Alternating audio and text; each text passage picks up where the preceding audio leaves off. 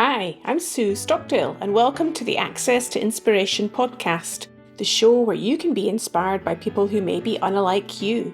We hope their experiences and insights cause you to reflect on your own perspectives of the world and to make you think. Thanks very much for the positive comments that you've been sharing with us about all the episodes that you've been enjoying in this series. We do love to hear from you, so keep letting us know what your favourite episodes are. Well, my guest today is Manny L. He is a health food entrepreneur, a senior leader at a Fortune 500 company, and an advisory board member of a process improvement think tank.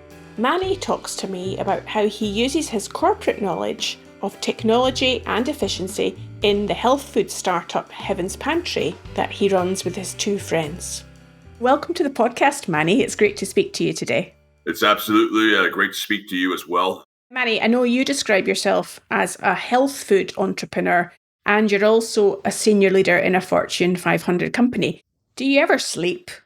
I actually think sleep is very important. I got 8 hours of sleep last night, and I think sleep is absolutely imperative for high function as an entrepreneur and also a corporate leader as well. Early on in my career, I had this mindset that I had to grind everything out. And as I progressed, as I got further, I realized that we all have the same amount of hours every day. And it's not about how hard you can work. And don't get me wrong, I definitely work very hard. This is not an excuse to slack off. What I'm saying is that out of your limited hours that you have every day, I have learned over time to be hyper efficient. And I think efficiency is the name of the game. Cultures where you're measured based on how many hours you're on the clock are absolutely toxic. That's not the kind of culture that I try to promote. I think a culture where you're measured based on the results and the impact that you achieve is a much healthier culture. And I view my job, both in corporate America, the world of entrepreneurship as well. I view both my jobs as making a series of correct, high impact decisions that allow me to do more with less. And I am all about doing more with less. Well, that's good. And I'm glad you're not bleary-eyed in our conversation today, Manny. You're looking quite chipper there, which is fantastic. And we will get into more about that efficiency mindset that you described there. I do want to start off, though, with this startup, the Heaven's Pantry, that you launched with some friends, because giving birth to any new idea is such an exciting time. And it's always really fascinating to get the backstory behind that, into how that idea came into being. How did Heaven's Pantry begin? So Heaven's Pantry started off with three friends, including myself, and the formulation of the recipe was very interesting. I used to work at a top four consulting firm, and I will say that one thing that working at the firm has taught me was how to manage my time really well and also how to survive and thrive in high pressure environments. It was simply a pressure cooker kind of environment. If it wasn't for that kind of environment, Heaven's Pantry probably would not have been born. So one of the perks of the job was that you would get free coffee. I'm a huge coffee connoisseur, and I discovered nitro cold brew because during the busy seasons, they would give us free coffee. Being the most junior guy on the team, I always volunteer to make the coffee runs. And one of my supervisors told me, hey, you are the first guy ever who does not complain about being made to do coffee runs. And I told her, let me tell you something. This coffee run allows me to get out of the office, breathe some fresh air. I'm the only guy on the team who's actually getting fresh air right now. Why would I be complaining about that? If anything, I should be thanking you for the opportunity to get out of the office. So I would have one of those in the mornings. I was waking up like 7 or 8 o'clock. And by the time I got to my client, it was like 9. And by the time I got home, it was like probably around 12 o'clock. So I wouldn't see daylight during during the peak seasons. But because the caffeine content in nitro cold brew was so high, I would take one in the morning and I'd get really, really amped up. Now, the problem with caffeine is that caffeine is not sustainable energy. Caffeine leads to a crash midday. So I would have a coffee, half of my day goes by, I would have another coffee, and then by the time I got home, I was struggling to go to sleep. I realized that this is not healthy. Something had to be done. So we came up with the formulation of the chocolate Excalibur. The chocolate Excalibur bar contains 6 natural ingredients. So they consist of almonds, cashews, dates, cocoa powder, coconut oil, and sea salt. All high quality ingredients meant to give you a sustainable sort of energy that doesn't lead to that dreaded midday crash. After I switched over from excessive caffeine consumption, Excalibur consumption, I was able to power my way through the day without actually crashing. And this actually goes back to the kinds of foods that my parents would feed me when I was younger. When I was a little kid, academics were stressed very, very heavily in my household. And I really thank my parents for instilling the work ethic that I had today. I have very reasonable parents too. My parents always told me you can do whatever you want with your life. Just make sure you get what you're supposed to do done first before you do the stuff that you want to do. And that has always, always stuck with me. Before I started my homework, my parents would make me a bowl with fruits and nuts. And I was supposed to finish that bowl before I did my homework. And I asked my parents, hey, what's the whole point of that when I was like a little bit older? And they said, oh, it's actually because of the nutritional value of the nuts. The nuts provide cognitive enhancing capabilities, and the fruits keep you energized. So that's also why fruits and nuts. So there you were, drinking a lot of coffee, having those crashes in the day when you need to have sustainable energy. And I can imagine many people might be complaining to their friends of a similar reality, and they do nothing about it. They don't take the action to set up a business. So I think, wasn't it with Justin and Rob, your friends, you went from needing to find that sustainable energy to actually doing something about it. So what made the three of you believe that it could become a business? So I have always been a very, very entrepreneurial person. During my early 20s, I actually led another startup that did not exactly succeed, but that gave me the battle scars necessary to get my foot in the door. And the reason why we believe that we can make this reality is because I did also have prior managerial experience from running a failed startup. I've also naturally been a numbers guy for pretty much since I started my career. I had this gift where I have the ability to connect with people and have the ability to connect with numbers as well. My friend Rob is very highly organized. I certainly am not the most organized person, but Rob is a very orderly, very procedure-based person. My friend Justin is also like that too. And I think all three of our personalities, we mesh very well and we cover for each other's weaknesses. I have this saying that one man is no man. And I know I'm saying the word man, but I really mean, mankind in general, not one particular gender, because entrepreneurship doesn't care about your gender. It actually cares more about your capabilities and your ideas. So we cover for each other's weaknesses very well. And that's why I think this business definitely had legs to stand on.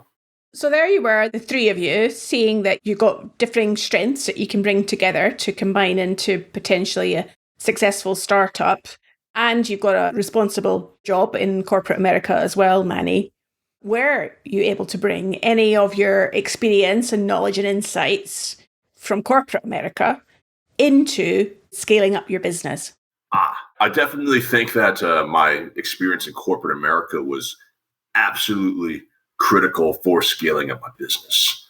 After my stint in consulting, I switched to the consumer and packaged goods industry, and I learned process automation. I learned process redesign, and I also became an expert on a series of tools called robotic process automation, which is a tool that imitates what a human worker is capable of doing. So we have a term called a digital worker.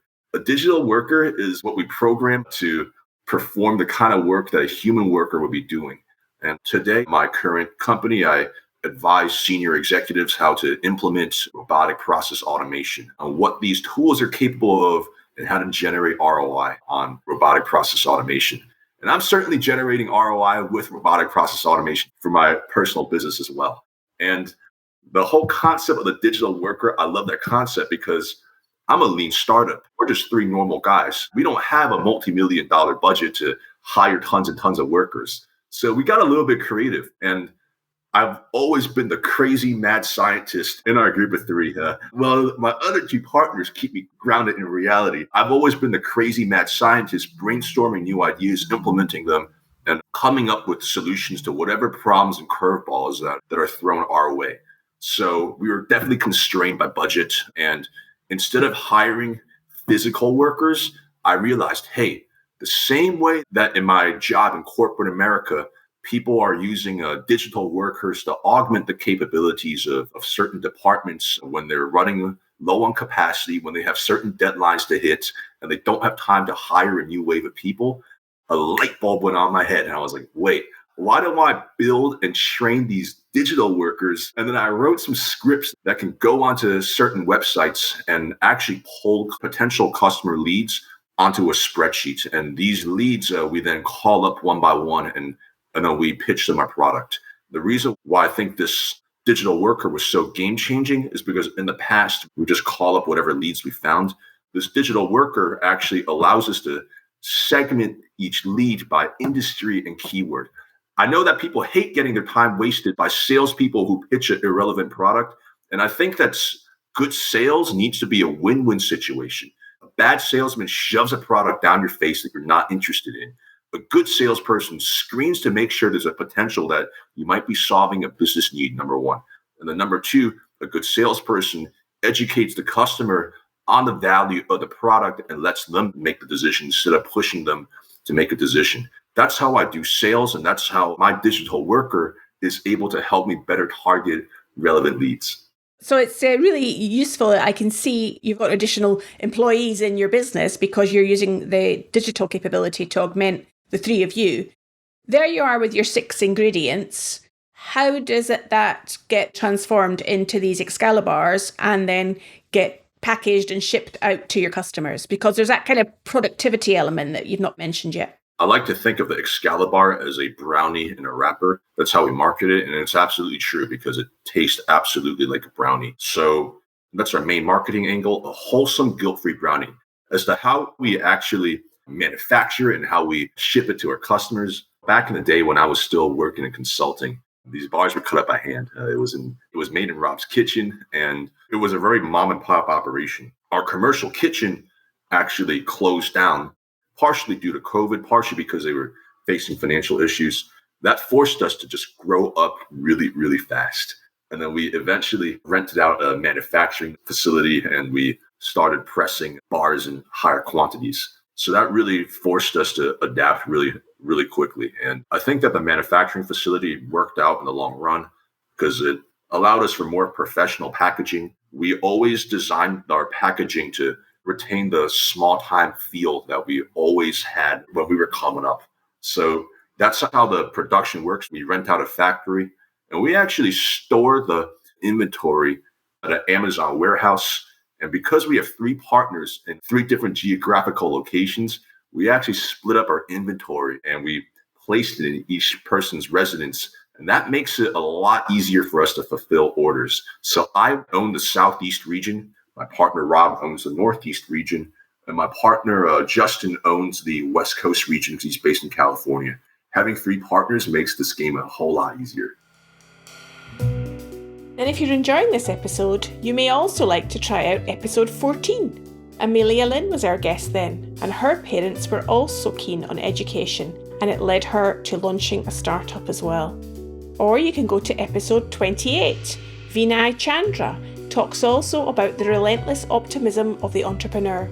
Don't forget, we have over 70 episodes in our back catalogue, and you can listen to them all at accesstoinspiration.org.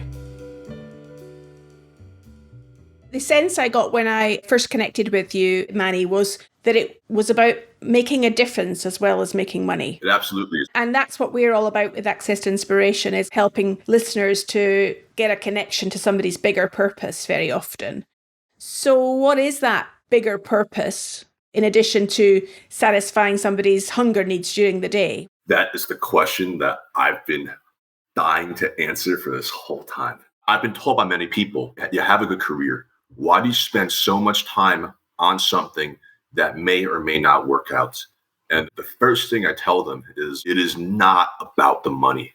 If I cared about money only, I'd just spend more time in my corporate job, which I also really, really enjoy. I'd spend more time in my corporate job, less time on this. That would probably be more profitable. But no, I'm doing this because I care about providing healthy, high quality food to busy people all across the world. There's actually a huge economic cost on obesity. Obesity costs our society billions of dollars every year in terms of medical costs, lost productivity, decreased of happiness. And, it's really hard to put a price on happiness. I think happiness is almost priceless, but economists like to put a dollar value on everything. And let's just say that loss of happiness, they're very, very big economic value tacked onto that. So I see that a lot of busy professionals, because they're crunched for time, they make unhealthy lifestyle choices.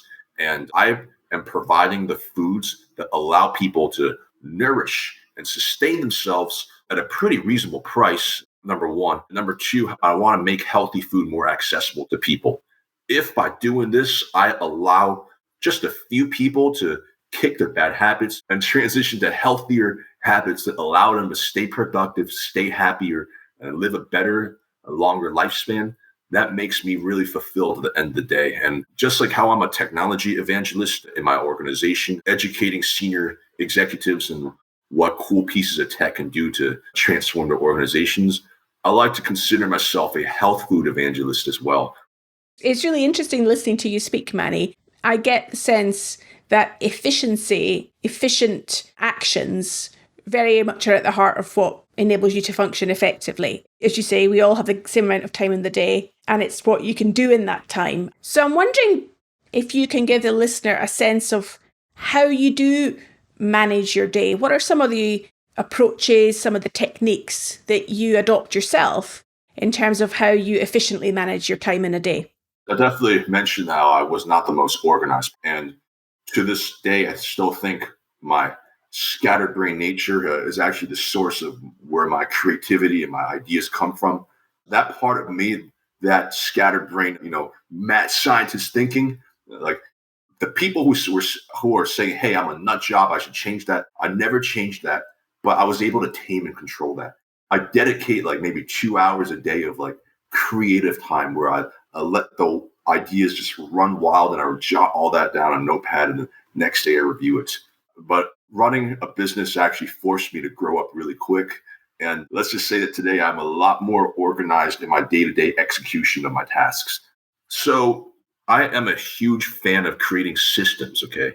I think systems and processes is what makes or break routines, and it's what makes or breaks businesses. So every day when I get up, I look at my to-do list in an app called Todoist. And no, I'm not getting paid a single dime from them for saying this.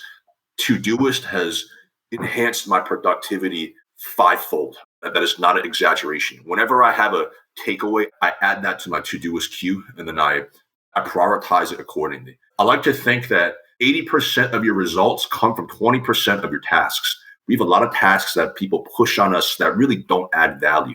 And it's your job as an entrepreneur and as a business leader to push back on those tasks. And there's a lot of tasks that are non-value added and don't have to be done.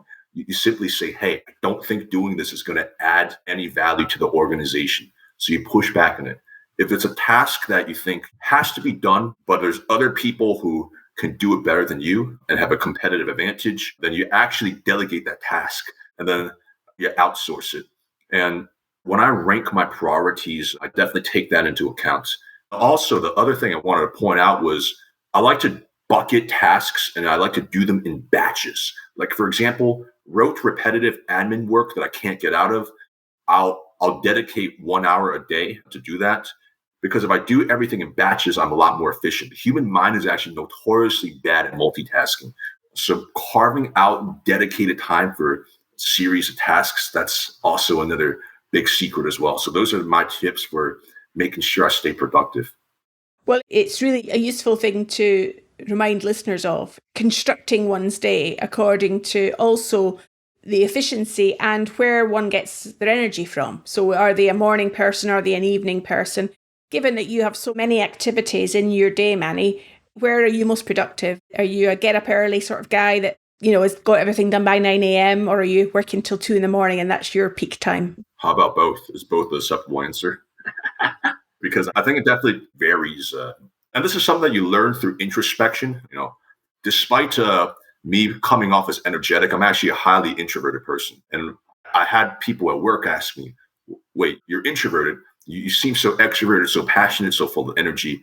And I always tell them I am full of energy because I only pick jobs where I'm passionate about. It's not fair to my employer. It's not fair to my stakeholders. And it's not fair to myself if I take a position that I don't truly believe I'll be able to deliver on. Because I'm a very introspective person and an introverted person as well, I'm able to do the deep self-reflection necessary to identify what times of the day are optimal for me. During the morning times, it is the most optimal for me to get the routine, repetitive tasks done. So during the morning, I crank out reports, I crank out deliverables.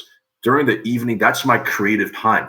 The evening is my creative time. 2 a.m., sometimes I wake up at 2 a.m. and I think, oh, I think there's a better way to do this. Jot that down before I go to sleep. And sometimes I have trouble going back to sleep because I'm thinking, hey, how can I best implement it once 7 o'clock a.m. rolls around? So even the simple thing like having a notepad by your bed sounds like it's a useful thing to have. Absolutely. And ideas are best written down. People place so much value on just ideas. And I think ideas alone don't really have value. It's being able to capture ideas. It's being able to build an action plan. Everyone has an idea. If you want ideas, read science fiction. Everyone wants to build a Star Destroyer.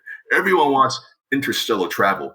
I want all those things. One day I want to be the guy who's funding those activities. That's actually my long-term goal. Once Heaven's Pantry is successful, I want to divert capital to progress our society and further the scientific knowledge of our species. But once again, the devil is in the details and the devil is in the execution. You're not special for having these ideas, but you are special if you can implement them. So that's why whenever I have an idea, such as tweaking a process, automating a task, first thing I do, I write it down. And then when I have spare time in my carved out focus time, I revisit that and I say, hey, how much value can this idea actually have? Because even though you might think of me as a person with great ideas, but for every good idea I probably have like 3 bad ideas that I absolutely can't implement and have to cross out. What I get the sense of in our conversation today, Manny, is whilst we started off talking about Heaven's Pantry and your Excalibur, the value I've been taking away from what you've been talking about is how to critically evaluate our creativity and then optimize and become more efficient in how we take ideas forward. And that you've got the combination of both of those things. You've demonstrated to us that creative side of yourself and also the taking that creativity and productizing it, making it more efficient, making sure it actually can be delivered in the longer term. If you were looking to give one piece of advice for our listener who may have their entrepreneurial idea for a venture that they would like to start up, what would be that one piece of advice you would offer to them to take it from an idea and make it happen? The first piece of advice I would give them is please do not enter a business because you're in it for the money. If you do something for the sole intention of making money, you will not be satisfied. You are going to burn out. You will not have that drive to go the extra mile because the thing about being an entrepreneur is that it's going to be years and years until you see money, okay? And then secondly, even in your corporate job as well, obviously you got to make a living. Obviously you deserve to be paid fair wages for your work. And I've always been an advocate of people getting paid fair wages for their work. But you have to find passion in what you do, because if you don't find passion in what you do, there's someone out there who has passion for your field and they're going to just run laps all over you. But don't just find something that you're passionate about, because there's lots of things I'm passionate about that cannot solve a societal need. So number one, find out, hey, is what I'm passionate about, is that something that other people are interested in? Is that an area that can solve problems of everyday, ordinary people all across the world? If you're passionate and you can help people doing something, then now you have a winning strategy, and only then should you go forward with an idea. Brilliant. If people want to find out more about Heaven's Pantry, how might they be able to do that? Absolutely. So you can follow us on our Instagram at Heaven's Pantry. That's our number one on social media. Our website is heavenspantryllc.com. It has a list of our distributors and where you can find the product. You can buy our product on Amazon. And if you're interested, we have a special discount code, HPFriend10. It's a lifetime 10% off of all orders. is actually the same discount code that I give to friends and family, because if you're listening to this show, we can now be friends. Brilliant. Well, thank you so much for your time today, Manny. I've really enjoyed speaking to you, learning about your entrepreneurial venture, your wonderful creativity, and the passion that you exude in how you speak about everything. So thank you for your time. Thank you, and I look forward to the time our paths cross again. Well, I hope you enjoyed listening to Manny and his enthusiasm for his startup venture with his friends. Maybe it gave you some inspiration to focus on a startup of your own. Remember, you can keep connected to us on social media. We're on LinkedIn, Twitter, Facebook and Instagram. Just search for Access to Inspiration. I'll be back again next week with the final guest for this series, and I'll be talking to Dalen Matthews, who's a Hollywood stunt performer. I hope you can join me then.